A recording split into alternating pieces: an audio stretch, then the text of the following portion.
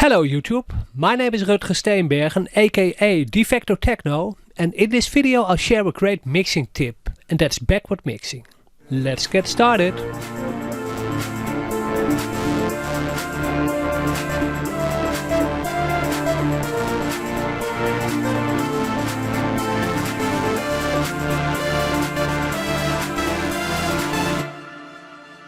You just heard a snippet of a new track I'm working on, and when you're mixing you normally start with track 1, then track 2, track 3, etc. and then finish the song.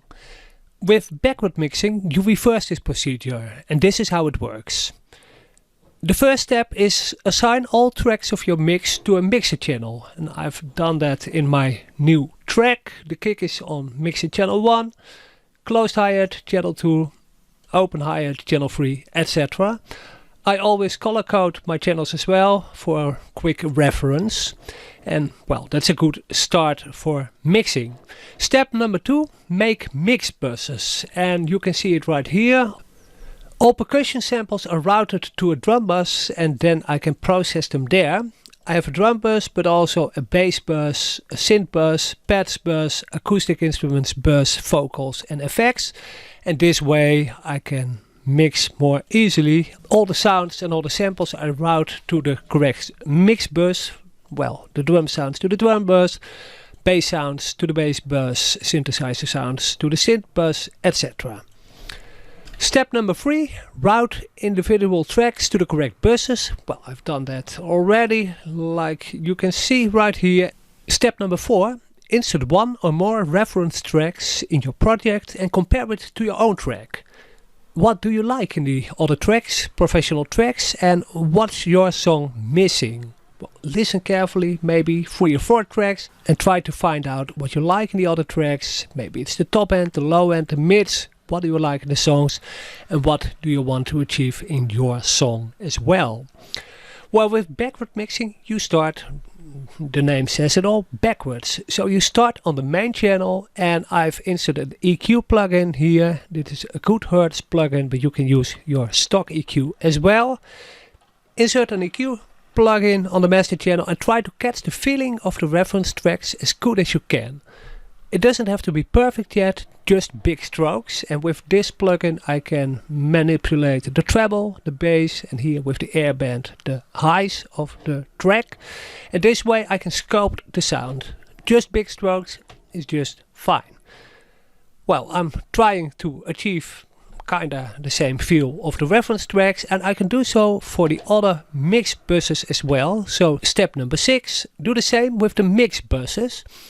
Is the bass too muddy, for instance, clean it up in the bass bus, or maybe the synths in the synth bus are too harsh. Well, then you can reduce the high end with EQ, and again use big strokes. And I can do so here, the synth bus, put an EQ on here, bass bus, put an EQ on here, pads bus or vocal bus, and I can equalize the separate buses and not individual tracks. That takes a lot of time, and when you do it with the buses, well, you make big strokes and you get up with a quick result.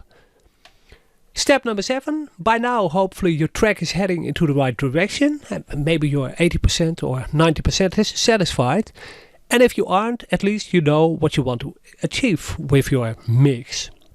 So that leads to step number 8. Only now concentrate on individual tracks. For instance, the kick drum or the clap or the bass channels, but start backwards. Start with the main output, the master channel, EQ this one first, then go to the buses, and only in the end all the way to the left to the individual tracks. Chances are you don't have to mix so much anymore, and those are the biggest benefits of backward mixing. Number 1, you are using big strokes, and that makes mixing faster. And the second benefit, you know more quickly what you want to achieve with your mix, and this prevents you from wasting valuable time with details in the early stages. Well, I haven't mixed my track yet, although I made a rough mix, volume and panning, and it already sounds quite nice.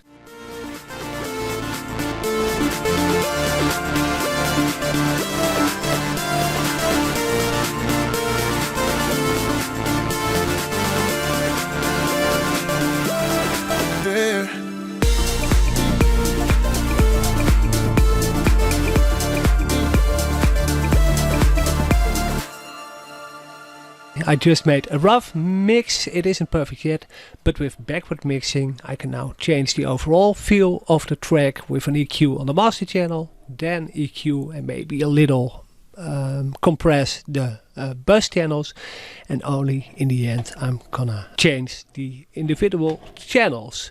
So what do you think? Is backward mixing something for you? Let it know and leave a comment. And do you like this video? Please subscribe to my channel and check dawproducer.com. That's my website, and there you can download my ebook as well, How to Finish Track Fast. Happy producing!